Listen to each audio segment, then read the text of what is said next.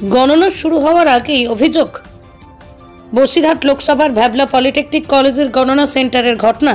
বুকে ঝোলানো আই কার্ডে ইলেকশন কমিশনের সই স্ট্যাম্প ছাড়াই তৃণমূলের কর্মীরা এবং আইপ্যাকের কর্মীরা ঢুকে যাচ্ছে গণনা সেন্টারে, এমন অভিযোগ করলেন বিজেপি বসিরহাট লোকসভার কেন্দ্রের ইনচার্জ ডক্টর অর্চনা মজুমদার। তিনি গণনা কেন্দ্রের সামনে থাকা পুলিশ প্রশাসনের কাছে অভিযোগ করেন।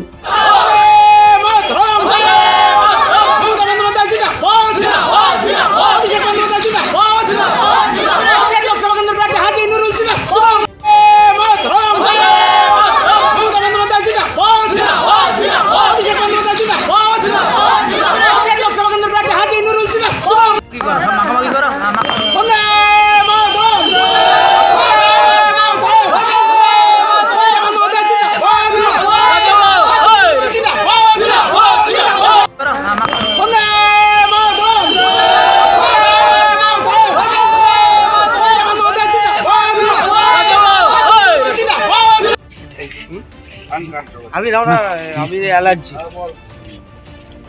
তোমার হ্যালো কদি চলো গান মারো।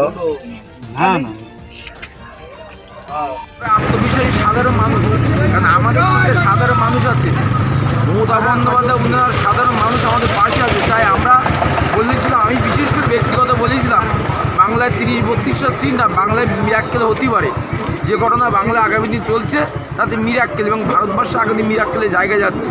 কারণ দেখেছেন শুধু বাংলা নাই, উত্তরপ্রদেশে যারা বেশি রাজনীতিরা করতো বিজেপি, যারা সবচেয়ে শক্তিশালী ছিল, সেখানে পরাজিত হয়ে যাচ্ছে।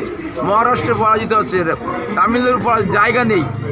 সময়ের অপেক্ষা দেখুন, রেজাল্ট শেষ হওয়ার পথে এনডিএ ভারতবর্ষের ক্ষমতা আসবে না, ইন্ডিয়ার জন্যই আসবে, এবং বাংলা মমতা বন্দ্যোপাধ্যায় তার নেতৃত্ব দেবে। এরা বাংলার মানুষ মমতা বন্দ্যোপাধ্যায়ের পক্ষে। তবু বলবো, হিঙ্গলগঞ্জের মানসিক শান্তি শৃঙ্খলা রাখার জন্য আমার দলের কর্মীদের বলবো, জানি বিজেপি যেভাবে যে ব্যবহার করেছে ভোটের আগে, তাতে আমাদের কর্মীদের ঠান্ডা হয়ে থাকার মতন মানসিকতা নেই। তবু তাদেরকে কাছে আমি অনুরোধ করব দলের তরফ থেকে, যে মানুষই আমাদের রায় দিয়েছে, গণতন্ত্র আমাদের পক্ষে।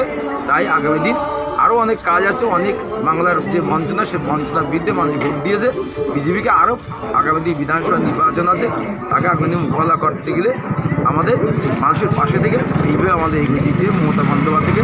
বাংলায় আগামী দিনে আবার মমতা বন্দ্যোপাধ্যায় চতুর্থবারের মতো মমতা বন্দ্যোপাধ্যায় মুখ্যমন্ত্রী দেখব, এই আশা রেখে আমি আমার